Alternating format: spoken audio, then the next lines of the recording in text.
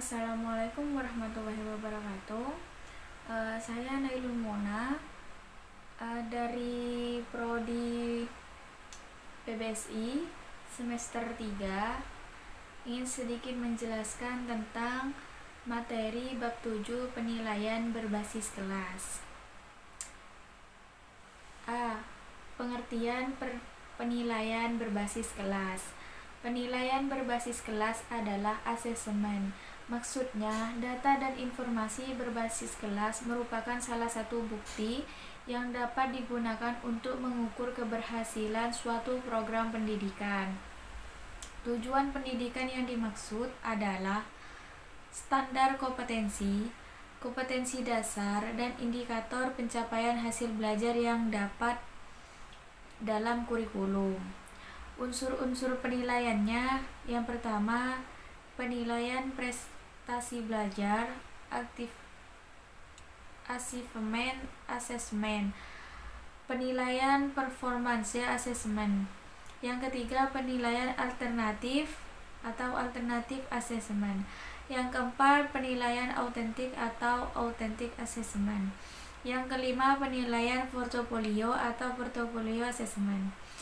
Setelah guru membuat berbagai keputusan, maka langkah selanjutnya adalah guru harus membuat laporan ke berbagai pihak, antara lain peserta didik, orang tua, masyarakat atas, dan instansi terkait lainnya. Laporan ini harus dibuat secara berkala sebagai bentuk akuntabilitas publik. B. Tujuan dan fungsi penilaian berbasis kelas.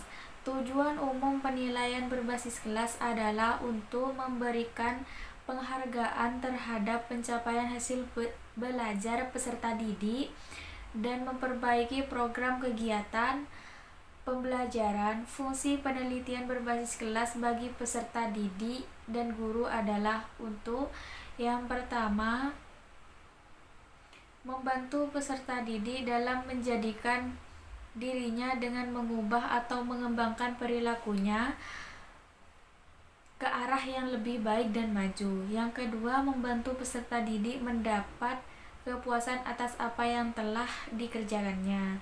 Yang ketiga, membantu guru menetapkan apakah strategi, metode, dan media belajar yang digunakan telah memadai. C. Objek penilaian berbasis kelas. Sesuai dengan petunjuk pengembangan kurikulum berbasis kompetensi yang dikeluarkan oleh Departemen Pendidikan Nasional, maka objek penilaian berbasis kelas adalah sebagai berikut. Yang pertama, penilaian kompetensi dasar mata pelajaran. Yang kedua, penilaian kompetensi rumpun pelajaran. Yang ketiga, penilaian kompetensi lintas kurikulum. Yang keempat, penilaian kompetensi tamatan. A. Berkenaan dengan aspek efektif, B. Berkenaan dengan aspek kognitif, dan C. Berkenaan aspek psikomotorik. Yang kelima, penilaian terhadap pencapaian keterampilan hidup. D. Domain dan alat penilaian berbasis kelas. Domain kognitif, ini ada 6. Yang pertama, tingkat hafalan. Yang B, tingkat pemahaman. C, tingkat aplikasi. D, tingkatan analisis. E, tingkatan sintesis. F, tingkatan evaluasi. Tujuannya adalah untuk mengukur kemampuan pembaca dan menulis yang lebih luas. Peserta didik menilai kemajuan sendiri dan menilai sejumlah karya peserta didik. Yang kedua, domain psikomotor. Alat penilaian yang digunakan untuk mengukur domain psikomotor adalah tes penampilan atau kinerja atau performance yang telah dikuasai peserta didik, seperti yang pertama, tes paper and pencil. Yang kedua, tes identifikasi. Yang ketiga, tes simulasi. Dan yang keempat, tes petik kerja. Yang ketiga, domain efektif. Adapun tingkatan domain efektif yang dinilai adalah kemampuan peserta didik dalam A. Memberikan respon atau reaksi terhadap nilai yang dihadapkan kepadanya. B. Menikmati atau menerima nilai.